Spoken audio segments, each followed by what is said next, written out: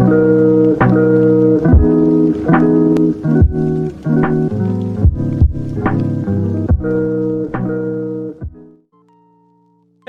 folks, how's it going? RedMaster, and welcome back to an episode of Cards and Castles TV commentary. No drawn out intro for me today, as we do have matches to get into and games to play. So with that being said, let's go ahead and jump into game number one right off the bat here and see what both players have in store for us.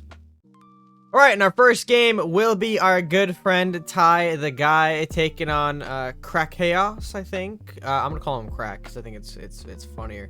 Tai versus Crack, a little bit of Warlock Ninja going up against Pirate Crusader.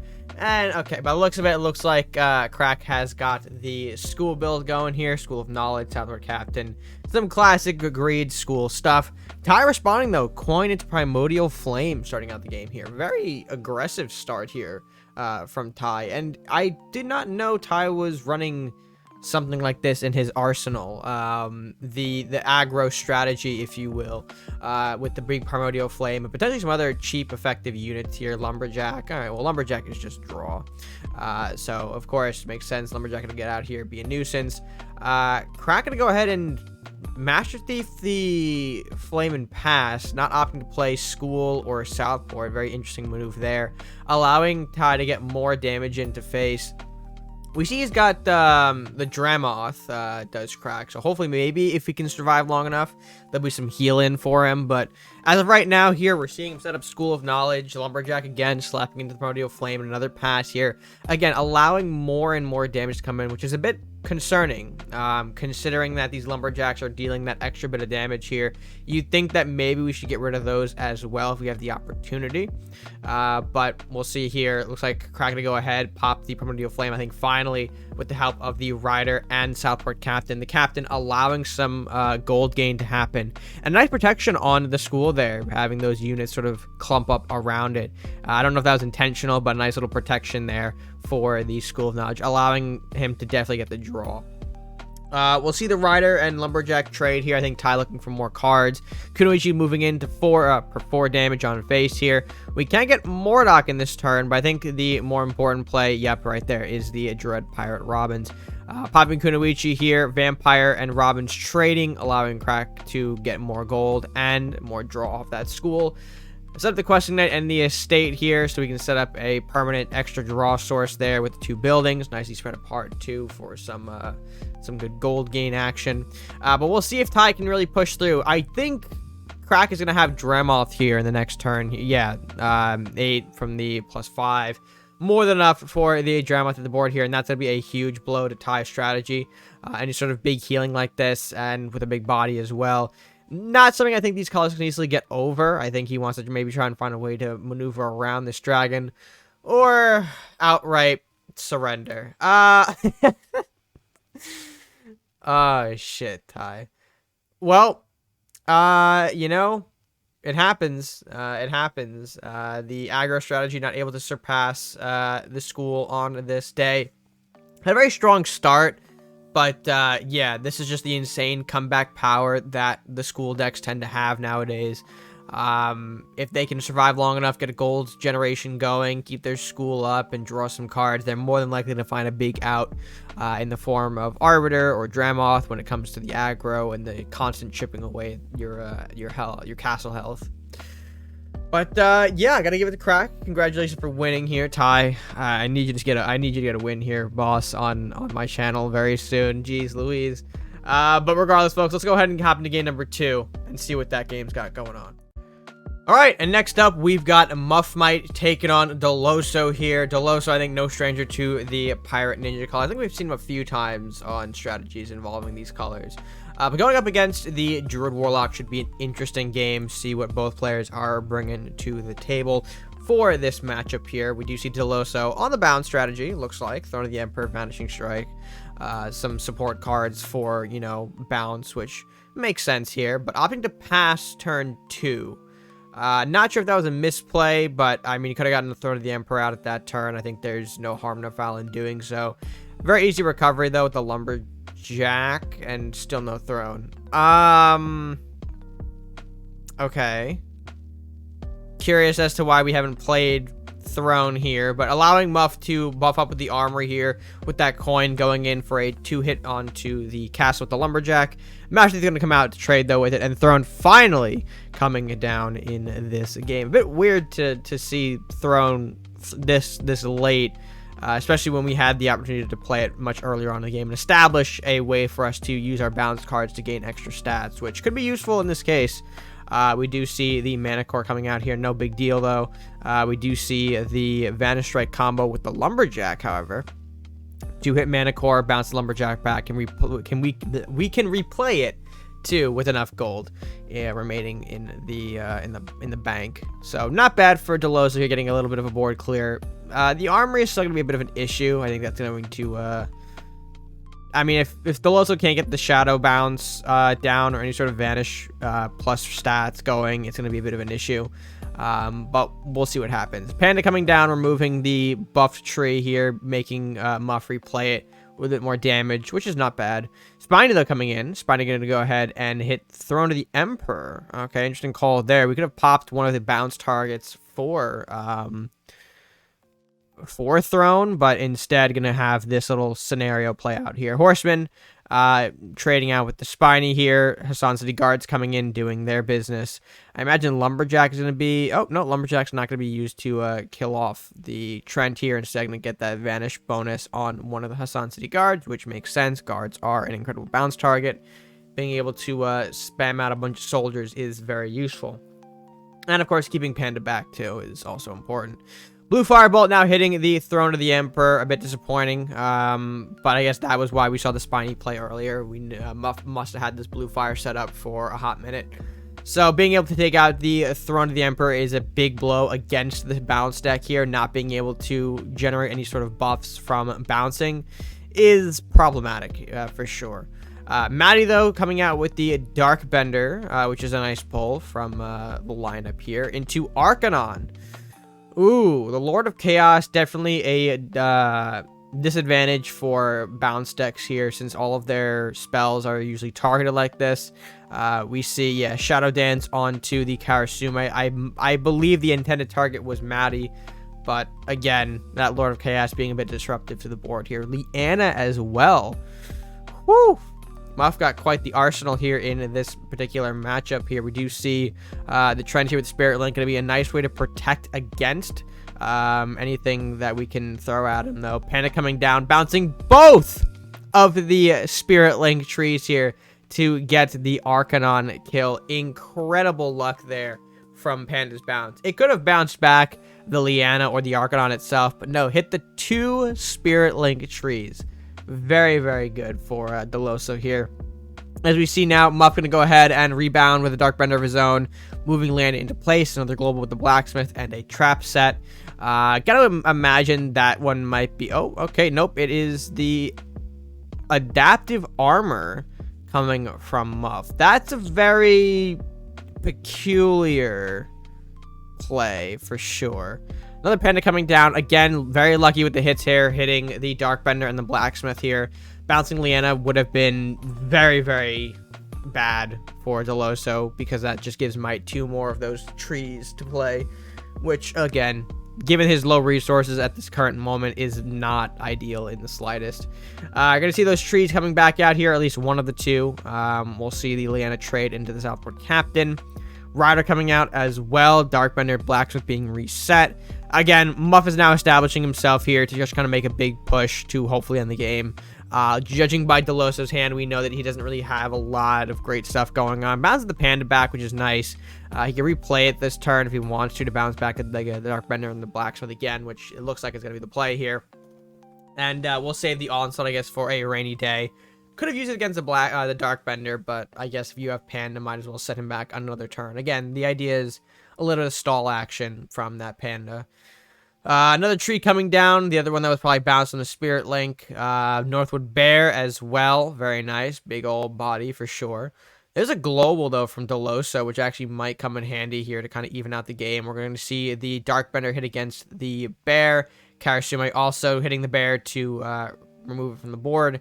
Darkbender coming out as well. Onslaught hitting the Darkbender, I want to assume. Yeah, alright, hitting the Darkbender so that way it doesn't kill our Karasume, which is a very nice touch there. Very good attention to detail from Doloso. We'll see another Blackfoot though hit the board here, or at least the same Blackfoot has been bounced, I think, like 5 times at this point, into a Centaur, which is unfortunately enough to pop the Karasume, thanks to the Blacksmith and Armory combo. Meanwhile, everything else is kind of moving into Doloso's face, if you will, and this does not look like a very promising outcome for Doloso. Shaman drawing a bounce, which is nice here. Trap card activated again. And another adaptive armor, which is very curious to see.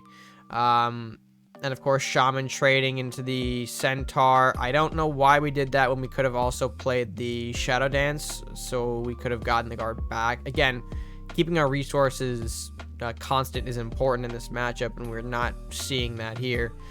Bestial Rage onto the Darkbender now, not getting the +1/+1 buff, but able to do some damage here. 5 against the castle, the armory being taken out as well. Putting Muff ahead in the global game is very important at this point. It just kind of locks Doloso out, and as you can see, it is just not going well. Ancient Arbor moving in another wizard, another range unit, if you will. Doloso does need to do about 9 points of damage here right now to end the game. With the way the sudden death works and the attack points of the wizard, it just is looking like it's going to be a game over unless we can get rid of that wizard, which unfortunately we cannot. Yeah, because we're going to see the wizard come in, deal 5, brings us down to 2, unless we have maybe another companion to also just end the game, unless we're going to give him another chance. No, Archidon. Archidon's not bad, but not really going to do much. Trees moving up as well. This could potentially be a point where Doloso swings. If that head would land, or the horseman lands on the castle, it is game over. Which unfortunately it does not. I think we did need to do a bit more clearing though before playing that horseman. I think that was a very haphazardous play to just outright play it here. But unfortunately, the horseman did not come in clutch to snipe the castle, so it looks like Muff will walk away with this victory. Very nicely done by the Warlock Druid here. And yeah, just not a very good matchup for, I think, Doloso in this sense. So many options in red-white to remove important back row targets that being able to keep them around long enough for the throne is very difficult. Although, very surprised to see the throne was actually the point that was hit off in this matchup. We saw, because Doloso lost that throne, his bounces were not worth as much, and we saw he was very hesitant in using said bounces, not bringing back cards when he could have to keep the resource game up, and instead kind of just letting things die off and trade, which the bounce deck doesn't like to do. It likes to keep units in its hand, it likes to kind of create those buff units to push out, and yeah, that kind of did fall apart in this matchup. You know what? That's okay. Congratulations to Muff for taking the victory. Let's go ahead and move on to our final game now, match number 3, and see what that one's got for us. All right, and game number 3 sees a good one. It's Mininduk, our current rank 3, going up against Benorru. I think that's how I pronounce it. A Viking Crusader versus a Ninja Crusader. So very curious to see what both these players bring it to today's matchup here. And let's go ahead and waste no further time getting right into the matchup here. So Mininduk looks to be on, again, another sort of bounce strategy. So balance must be going around lately. I don't know why, but, you know, sure, I guess. On opening up with a priest here, very standard opening move. Opting to not move it up, which I imagine might be because of the throne play. Forbidden City, though, as the draw, at least for this turn, discarding one of the thrones. Not a huge deal. We do have another one, so not a major loss for us. Meanwhile, Benorru going to start off his game with a wizard turn 3. Responding with the blacksmith is Mininduk, plus a lumberjack. Going to go ahead and set some things up on the board. I assume this is just a setup for a big throne shadow slip play that we want to make here. We do see a mastered arms, which might be a bit annoying, but sure. Racking going to come out now. I assume some of these are going to be hopefully used to block. Maybe not. Okay, yeah, at least one is, and of course we're going to spread out here. So we are setting up for a massive shadow slip here, being able to bounce back a ton of resources, all with that +2/+2 stat line. And yeah, Benner, we're going to set Rider, Church, and Pass. Not going to really do much when we do have this massive shadow slip play. A lot of cheap stuff with some big stat lines here. Black's going to come out again at 4-5. A lot of rats in the hand at 3-3. Now 4-3 again, thanks to the blacksmith. And we are creating a bit of an issue for benorru. We need some globals to start matching that that global game, and it looks like we do have one in the form of armory that will be utilized here to have a rider trade with a rat. Master Arms going into face here, allowing the wizard to pick up a +2 attack buff, which again, not bad, not bad. Fat Bar to come out though in response. Synchronized Strike also will be utilized. We're not going to go ahead and pop the wizard now because of that reach here. Lumberjack trading with a Master Arms here, allowing the warrior to get the +2 attack. Although not a huge deal. I mean, it is just warrior after all. Meanwhile, of course, everything else is going to go ahead and be summoned here. More rats on the Rat King. Bard, Priest again, going to get that +1. And this is looking like a nasty sort of combination here that benorru has to face without globals, mind you. Or not too many globals. He does have an armory. But yeah, we now see Paladin, Dwarven Paladin, utilizing Cloak of Ice to freeze off the rat here. Rat King popping that armory, no protection for it after all. Another Shadow Slip here after the Dwarven Paladin play is going to be absolutely brutal here. Again, a lot of these rats now gaining that +2/+2 buff, making them 3/3s and just sending them right in. We see Mininduk attempting to play as many rats as he can here because he does have, or he has reached the hand size limit, so we'll probably see... actually, no, that's fine. We might have played a priest, but I guess this is also okay, because, I mean, again, we're not at hand size limit anymore. I think we're still gonna get a draw. We do see Fist of Donic, though, played from benorru's side, gonna use on the Dwarven Paladin, giving it that +3 HP, but more importantly, permanent Chain Lightning. We'll see how things go, though. Swordsman being set up here for a massive, I think, multi-strike play. We do see Bard, Smith, make that 2 Bards, actually. And that's going to be some brutal stuff if benorru doesn't have any responses to it, or it can get rid of it in any sort of way here. Do you see the Paladin moving in, clearing off the rats here, just trying to do as much as he can to protect face. I think he's assuming that his Cloak of Ice Dwarven Paladin should be able to handle it, but we know that's not going to be the case here. Black's going to come out, Fat Bard coming out, I believe the other Fat Bard too, or multi-strike first, I guess, maybe. We just have enough gold to play the other Fat Bard here. Yeah, there's the Fat Bard. Has enough gold. 7-9. Swinging not once, but twice into face here, moving Swordsman in an optimal position as well to deal as much damage as he can to the face.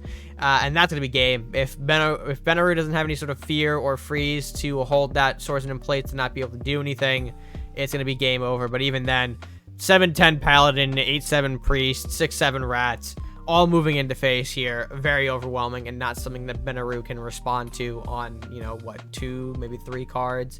An absolutely dominant performance by our rank 3 player, Mininduk, bringing out the massive swordsman. But realistically, the main strategy here was the balance stuff. That was sort of MVP, being able to build up a small army very, very quickly. And yeah, with that said, again, congrats to Mininduk for picking up that win. But let's go ahead and close this video, folks, because that is going to be our last game for today, and quite a couple of matches we have seen. Whew. Right, folks, and with that being said, I hope you guys did enjoy this edition of TV Commentary. If you did, let me know what you guys thought of today's match, by leaving your thoughts down in the comments section below. And if you haven't done so already, be sure to like, share, and subscribe to the content to help support us here on the platform and help us grow. We love every one of you here at the channel. We really do. We appreciate everything that you guys do to show your support and help us thrive on this platform. But I think with that being said, folks, that is going to be it for me for now. So, until next time, stay gaming.